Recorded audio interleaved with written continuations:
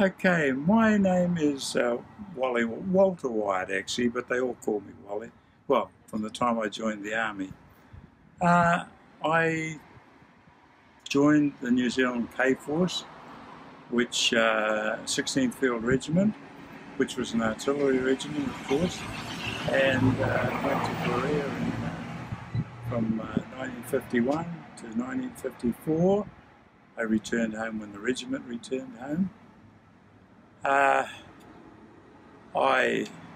must say I have never regretted my time in the army because I met so many great people who up until just recently, when most of them have now passed away, we always had good friendships, and the same with the Korean people.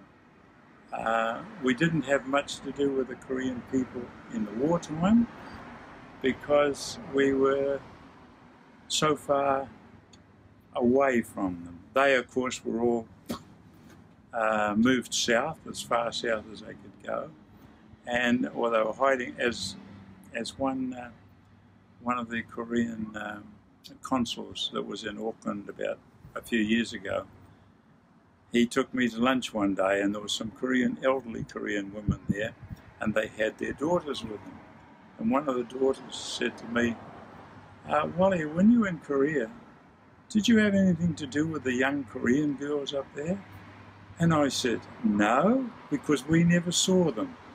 We saw probably, in the whole time I was there, up until the ceasefire, I would have probably seen half a dozen.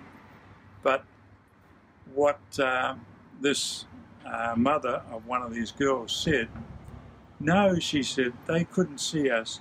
We were taken, when the North Koreans came down, we were all pushed up into the hills, and if you know Seoul at all, it's got a ring of hills almost all around it, and they lived in the caves up there. So they never saw us, and we never saw them.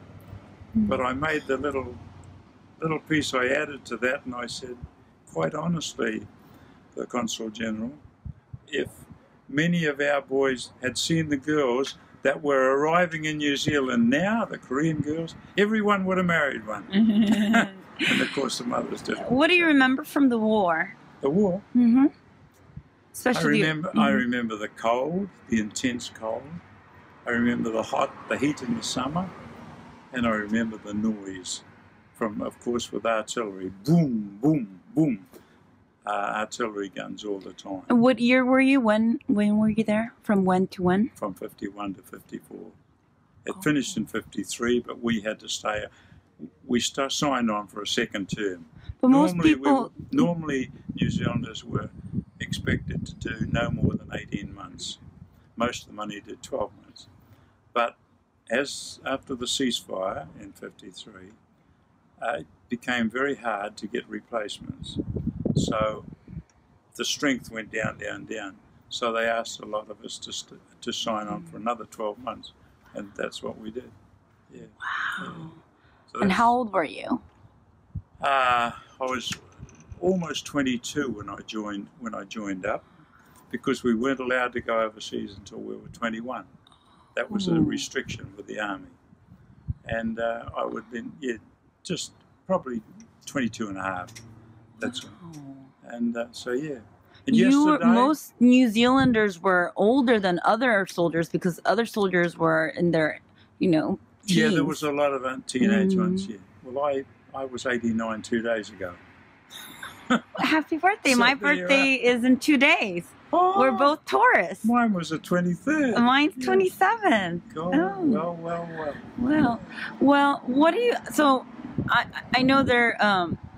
In total, maybe about 5,000 served, and then right. Well, the best estimate that is given now, because that 5,000 odd could be individual ones, but people like myself, there's probably at least a couple of hundred of them that signed on for the further 12 months.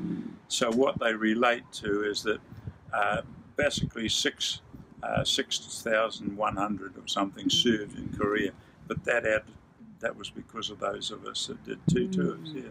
But luckily, not too many compared to other forces died. Well, I think it's 40. 43, Yeah, yes. 43, that's right. Yes. And, well, you know, wounded, but, and Yeah. only one POW. That's right, only one, yeah. Yes. And he died, or probably, he probably died about 16, 17 years ago. Yeah, something like that. And I know you've been very active in the New Zealand Korean War Veterans Association. Yeah, well, so I don't know what you'd call it in Korean language or American language, but I got conned into it. How About many are 20 there now? 29 years ago, I got conned into being treasurer. Okay. And I'm still treasurer because I don't finish for about another 2 months. Oh. I'm the last person. Well, what happened to the national? And I know the national. That's a national body, a national association. The Auckland branch is still going, Okay. and I belong to that. Yeah. How many are there in? It's probably down to I would say best part of 70, 68, 70. That's all that's left. But the National And most of Association those, disbanded. incidentally, most of those are ex-Navy, because Navy boys they were allowed to go younger than us, right? So that if they signed on as a seaman boy at 16 years of age, which they could, or 17, and the ship that they were on went to Korea, then they went with it. But we weren't allowed to even think about going overseas until we were 21. Because you were part of the Army. Part of the Army, yeah. That's just the K-Force. Yeah, K. And K-Force are all 16th volunteers. Field Regiment. All volunteers. Well, 99% volunteers. Except for the officers. It wasn't the officers. It was one or two specialist people. In other words, a field gun had a specialist called an artificer, and he was responsible for keeping that repaired. And he was, because of that, he could go. They had to have a limited number of them, one for each battery, so they would have needed at least 12 of them. Yeah, 6 of them. Have you been back to Korea? I've been lucky because I've been back 4 times. The first time was 1984, yeah, and the last time was 3 years ago. And I was supposed to go to 2 more, but they wouldn't let me go because the New Zealand government suddenly brought in a restriction that you had to have full medical insurance, and I couldn't get medical insurance for some reason. I tried 12 different companies, and they all said sorry. So, what did you think when you first went to Korea? The first trip I did back was 1984. So I left in 54. 30 years later, 1984, we went back. That was the first trip from New Zealand that went back, that returned. And there was 21 of us on the trip. And that included a couple of wives, but it wasn't my wife because she said no, it was for veterans. So if I go, one veteran can't go, so she stayed. But yeah. It was, I couldn't believe the changes because when we left, when we got on the train at Tok John, I think, from memory, and headed down to Busan to catch the boat to Busan, and the train was chock-a-block. And when you looked around, there was nothing. There was 2 or 3 buildings, small buildings in Seoul. That's all it was. Nothing else. Everything had been wiped. But things like the American PX was doing a good trade in the middle of Seoul. Yeah. But it was so different when you went back. It was so different. The first trip back, and wow, it had made huge. Pardon me, huge. My trouble is I can't even think properly now. The changes were absolutely unbelievable. Yeah. And 30 years since, in 2014. Yeah. In 2001, I did a trip up, which just included. That was put on by the Busan, metropolitan city of Busan, and the mayor and all his councillors paid for it all. And my wife came on that, the only trip she did back. But she was very regretful when she got home. She said, I should have taken those other opportunities earlier, but she didn't. Yeah.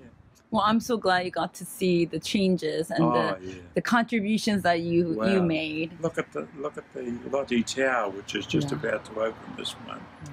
You know, last time I went up, 3.5 years ago, the Lotte Tower was just below ground. They just finished the base part of it. Yeah, and I saw a bit how it was opening this.